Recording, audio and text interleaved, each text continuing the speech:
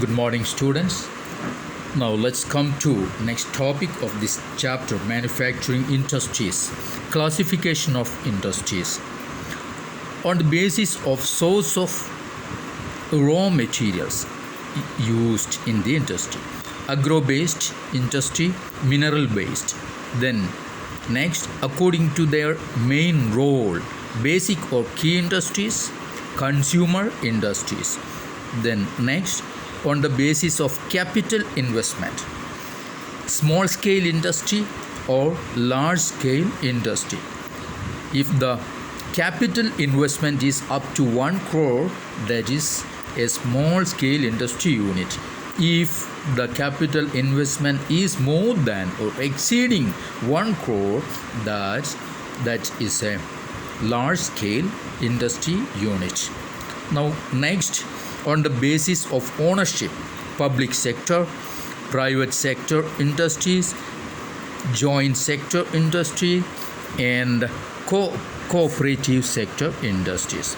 Now next, based on the bulk and weight of raw materials and finished good, heavy industries, light industries. Now come to next, agro-based industries. See, cotton, jute, silk, woolen textiles, sugar and edible oil industries, these are based on agricultural raw materials. Okay, so these are agro-based industries. We'll come to next, textile industries. The textile industry occupies unique position in the Indian economy because it contributes significantly to industrial production, that is 14%. Okay, then employment generation, that is 35 million persons directly. Then it is the second largest employment provider after agriculture sector. Okay, then foreign exchange earnings, that's about 24.6% of foreign exchange through textile industry, and contribution of GDP 4%. So it is the only industry in the country which is self-reliant, the only industry in India that is self-reliant, complete in the value chain, that is from raw material to the highest value added products. Means all these are available in India itself, and it is the only self-reliant industry in India. Now we'll come to next, cotton textiles. In under textile industries, cotton textiles. In ancient India, cotton textiles were produced with hand spinning and handloom weaving techniques.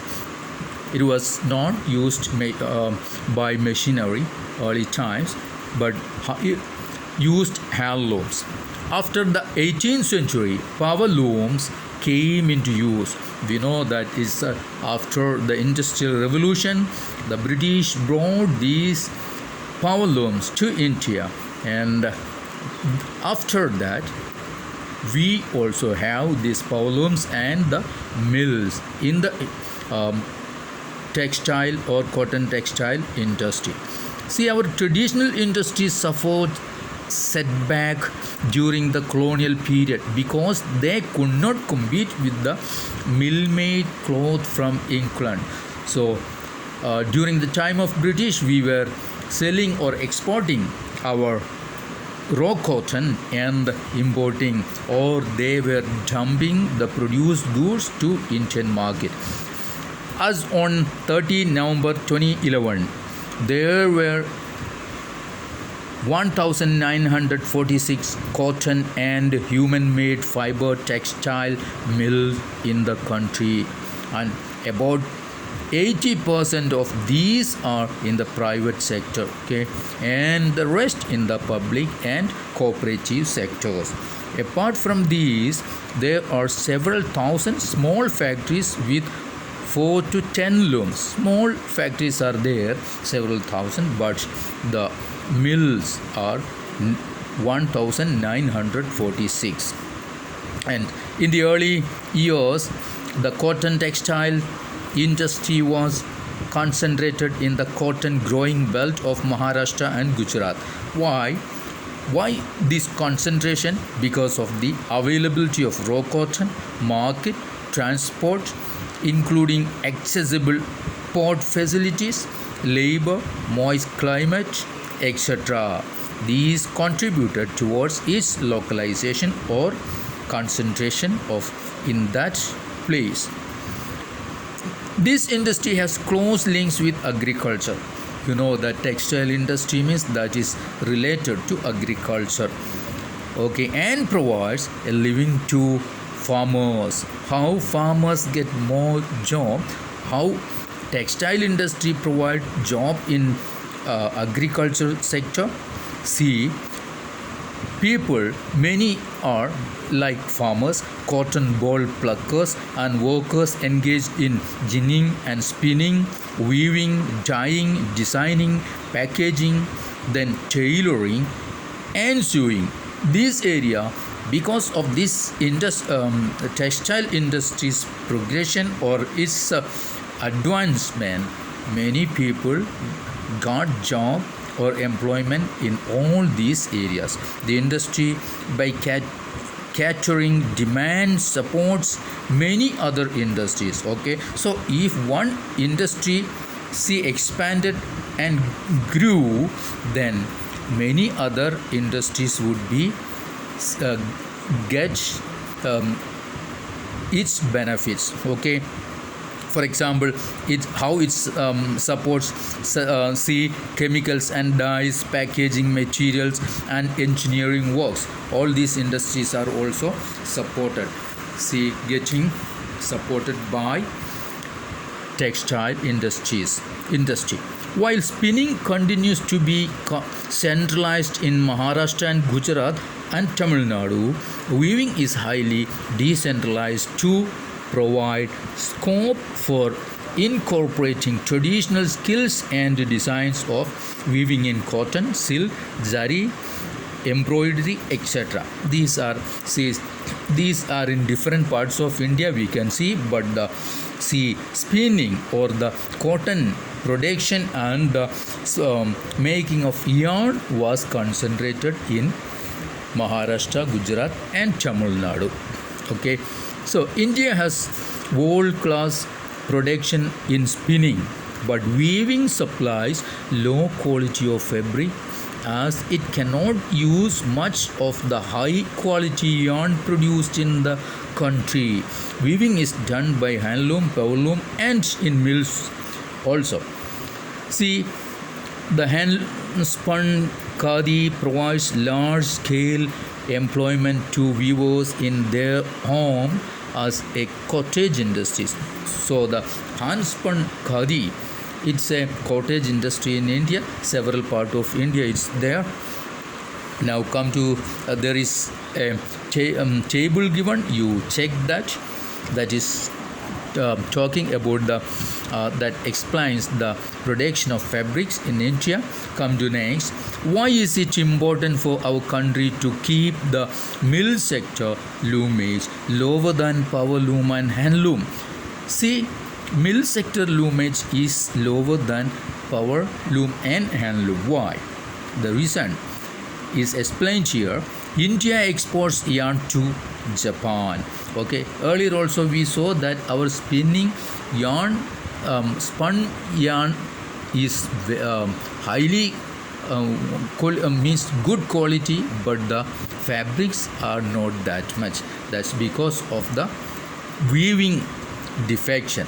Okay, so we export our yarn to Japan and other countries like USA, UK, Russia, France, Eastern European countries, Nepal, Singapore, Sri Lanka and African countries. So we are exporting or selling our yarn, high quality yarn to other countries. Means this high quality yarn is not being used in India or in the internal market, but that is being exported Now, India has the second largest installed capacity of spindles in the world, okay, with 43.13 million spindles. That's in 2011 12 data after China, okay. Since the mid 80s, the spinning sector has received a lot of attention. See, from mid 80s, it is we are getting our spinning sector has received lot of attention, okay. We have a large share in the world trade of cotton yarn, according for 1/4 of the total trade. However, our trade in garments is only 4%. You check the difference, the mismatch. See, a major share of yarn is produced in India, but the fabric is only 4%. Okay, and our spinning mills are competitive at the global level and capable of using all the fibers we produce. Okay, the weaving, knitting, and the processing units cannot use much of the high quality yarn that is produced in India. See, our high quality yarn that we produce is not being used by the weaving and knitting department or the sector. Now, there are some large and modern factories in these segments, but most of the production is in fragmented small units which cater to the local market. This mismatch is a major drawback for the industry. Okay, as a result, many of our spinners export cotton yarn, while apparel garment manufacturers have to import fabric. See, yarn is being exported because we don't have enough weaving or knitting facilities to cater to absorb all the yarn. Okay, so why is it important for us to improve our weaving sector? Instead of exporting yarn in large quantities, we are exporting our yarn in large quantities, but we can improve. If we improve our weaving sector, that would be better for our employment sector. See, although we have made significant increase in the production of good quality long staple cotton, see, the need to import is still felt. Power supply is the reasons. The power supply is erratic and machinery needs to be upgraded in the weaving and processing sectors in particular. Other problems are the low output of labor and stiff competition with the synthetic fiber industry. Okay, so that's it about this how to. That's the reason we should improve our weaving sector.